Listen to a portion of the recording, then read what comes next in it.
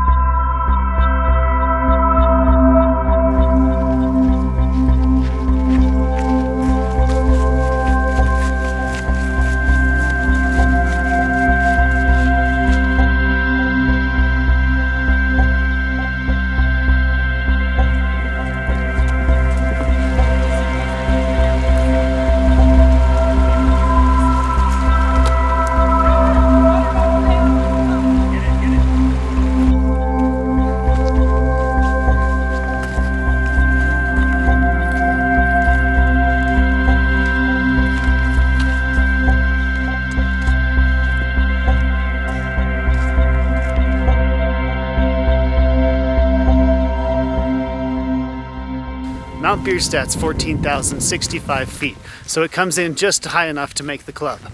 Ryan and Liz came from sea level less than 12 hours ago, so we'll see how they do. It's only about 7 miles round trip, or 3.5 miles each way, so it should be done in about 3 hours. Being one of the shorter 14ers in Colorado and so close to Denver makes it extremely popular. On Saturdays, it's really crowded. We came on a Friday, so most people are working. Check out this view.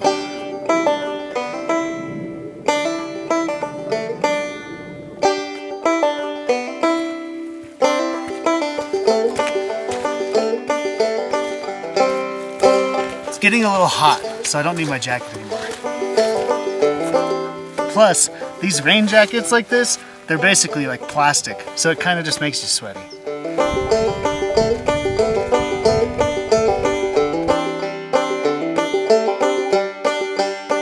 So we're like halfway up, and as I mentioned, Ryan and Liz came from sea level. They flew in from New York City last night. They've been in Colorado for less than 12 hours. So how do you guys feel the elevation?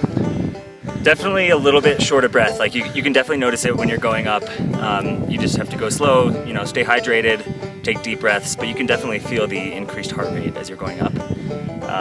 Yeah, definitely notice it's a little bit harder to catch your breath, but stop when you need to, and it's helpful. Yep, and if you're from out of town, not used to hiking at altitude, just go slow. And if the weather gets bad, you can always turn around.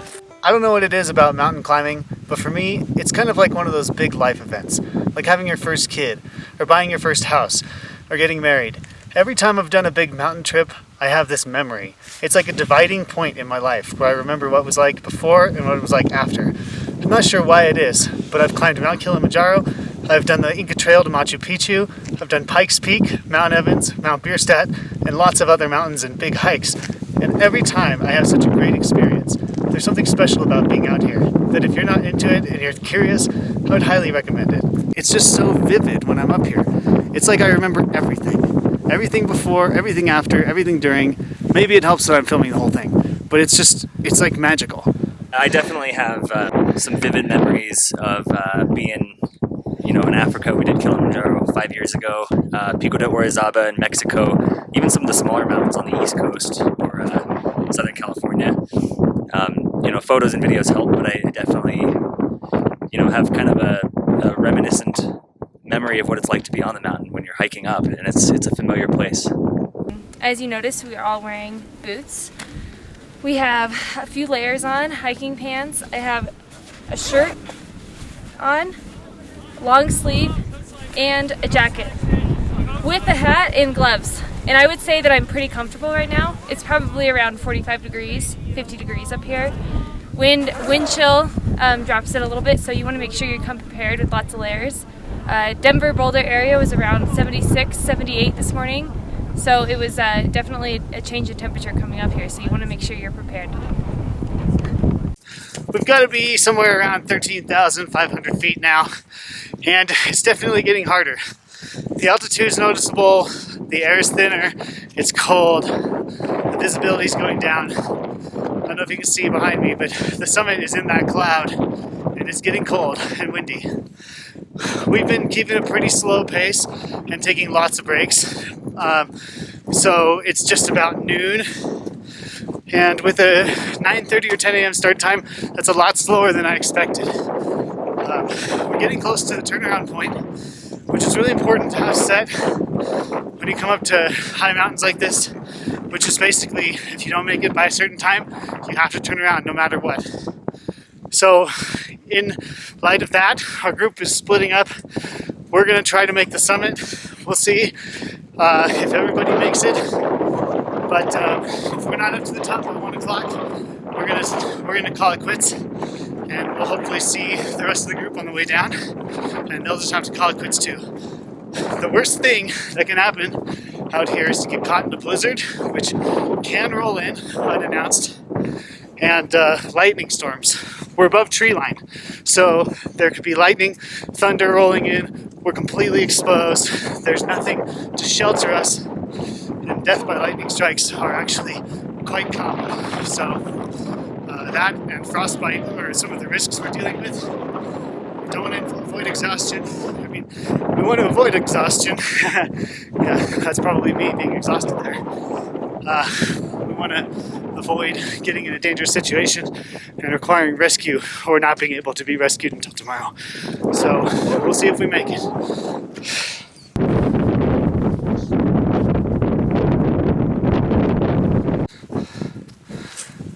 This is not looking good. See all these clouds blowing up? They're moving really fast. It's super windy, but we're almost there.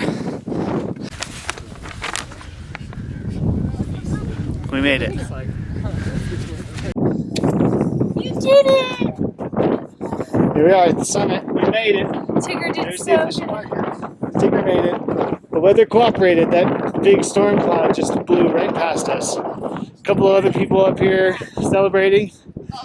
Pretty sweet. Crazy view.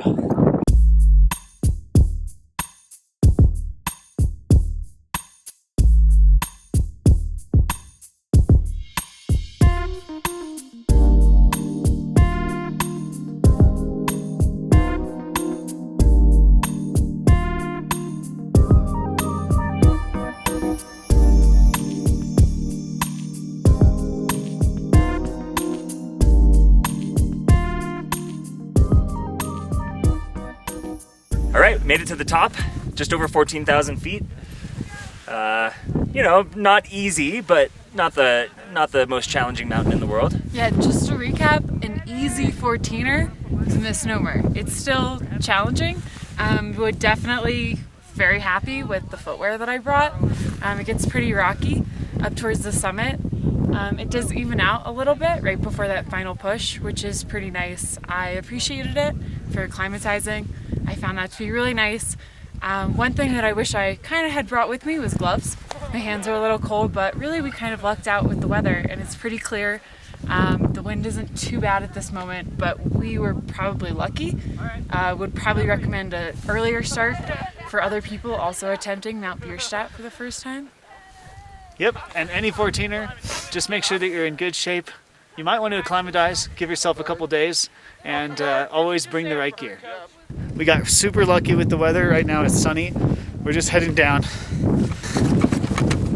I need to use my hands when I'm hiking. There's our car, all the way over there. Got to hike all the way back.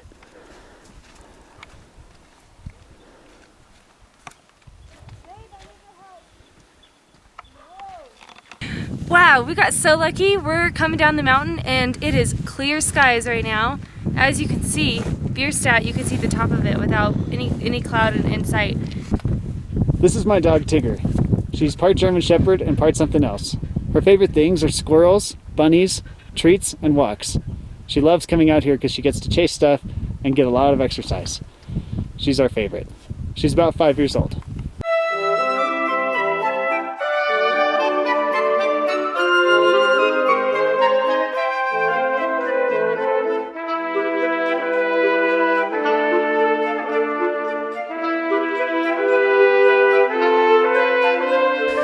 I don't know what it is. Maybe the distance online is wrong, but it's taking us forever to get down. It feels like it's so far. We've still got a really long way to go to the car. It's about 2:30 now. So considering that we started around 9:30 this morning, maybe 10. That's 5 hours and we're still not back. If there was like a slide or something, I would take it down. Granted, we did stop for the video and took a lot more breaks than I normally would, but I'm really tired. We finally made it back Yay! to the trailhead. Woohoo! We made it back. Yeah, finally. It took forever. What was the final GPS distance on this? Let's see. I don't know how accurate it is. I think it's relatively accurate. 9.64 miles. 9.64.